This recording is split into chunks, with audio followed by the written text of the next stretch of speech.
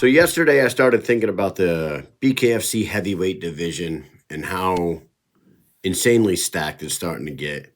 And it got me thinking, like, you hear all these names like Mick Terrell, and Mick Terrell's the champ, and you got Lorenzo Hunt and Ben Rothwell, and now Mark Hunt's in the mix. Josh Burns is talking about coming back. Big Country Nelson showed up at the event in Salt Lake City. And I started thinking about, like, man, where are all the other guys that we're so used to seeing? And I wanted to bring up a guy who we cannot forget about, man. This is a Stone Mason from the Ozarks in Missouri, and he's actually right up here, right there. Look at him. He just happens to be on my wall. That is Sam Shewmaker, guys. Let's not forget about Sam Shewmaker. 39 years old right now, turns 40 in June. That's not that old in BKFC, man. This guy, that's a dude that was featured on BKFC 1, 2, 3, 4, and 5, right? He went 4-1-1 in his first 6 fights. Went to a draw. The one draw was against Chase Sherman, and the loss was to freaking Arnold Adams. So it's like, that guy was legit. He had dynamite in his right hand.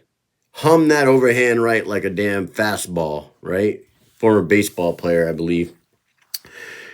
Took a 3-fight losing streak towards the end there, but the 3 fights, they were to Joey Beltran, and it was actually at that event, Joey Beltran and him fought at like freaking 1:30, 2 o'clock in the morning because Hollywood Hard Rock lost power, and an event that had how many freaking, like 15 fights on that damn card. It was like a 6-hour ordeal because the power went out. There was a storm in the area and the power went out. So these poor bastards didn't get into the squared circle till like 1:30 in the morning, and like literally nobody wanted to even be there anymore. So I can't imagine being in their shoes that night. He went to war with Joey Beltran that night, lost by decision, but Joey Beltran, Josh Burns, and Mick Terrell are his three losses in a row. Mick Terrell's the goddamn champ. Joey Beltran was the champ. When he fought him, he was fighting him for the title. So this is a guy who's got a 5-4-1 record.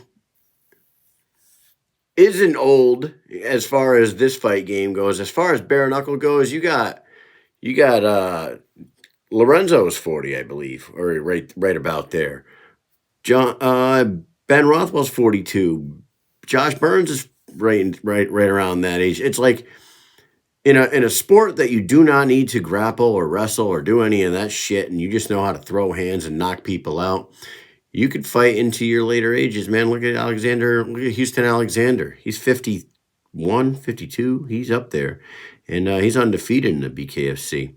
So my question is, a guy that was so important to the sport, featured in the first 5 numbered fights back in 2018 through 2021 or whatever, he was very active on the roster.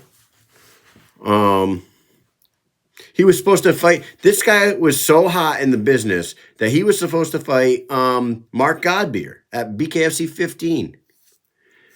Godbeer pulled out, but Mark Godbeer is a huge name and like a legendary name, and they were booking that fight, man. Sam Shewmaker was supposed to fight Mark Godbeer at BKFC 15. Godbeer pulls out, and that's how he ended up getting that victory over Bobo O'Bannon, because Bobo took that fight. Shout out to Bobo as well. So man, in a sport that keeps growing, in a division that's hotter than ever, and we only hear 4 or 5 different names being talked about. What's up with the OGs, man? Arnold Adams still around. He should be right in the conversation as well. But Sam Shewmaker, the Hillybilly Hammer, man, where is he? I say we bring him back. Get back. He does beautiful stonework too, by the way. If you go to his Facebook page and check out the stonemasonry that he does, top notch over in the Ozarks. But you know that those stonemasons got brick hands. So I say at 39 years old, maybe we ring maybe we ring Sam Shewmaker and say, "Hey, are you done? Are you retired? Are you trying to get back in here because the division that you made your name in is hotter than ever?" And I think he could be right in there. I really do. I really do. I think he could be right in there.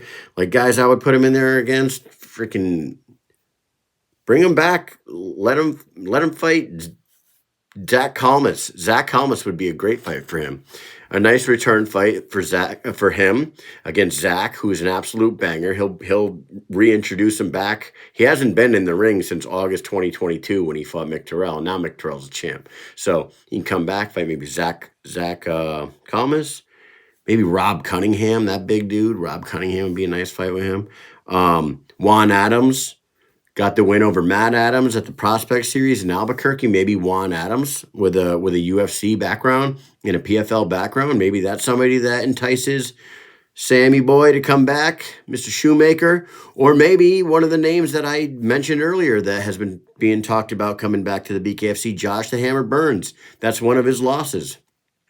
Maybe Sam wants to come back and avenge that loss. Maybe a Sam versus Josh rematch would be something like that. So that's what I would do. I miss the guy. He was very entertaining. He was great in the ring, and some of his, the Joey Beltran decision loss was very close as well. Could have went either way, And then the last two shit happens. Sam Shewmaker, come on back to the BKFC. We miss you. Your division's on fire, and I think you could be right back in the mix. Let's get you a fight. Juan Adams, Zach Kalmas, Rob Cunningham, or maybe a run back with Josh Burns. I want to see it. I think the BKFC fan wants to see it. The fan base wants to see it. If you guys agree with me, let me know in the comments below. And let me know which one of Sam's fight was your favorite, because he had some bangers. He had some nice ones. So let me know. Come on back. Where is Sam Shewmaker?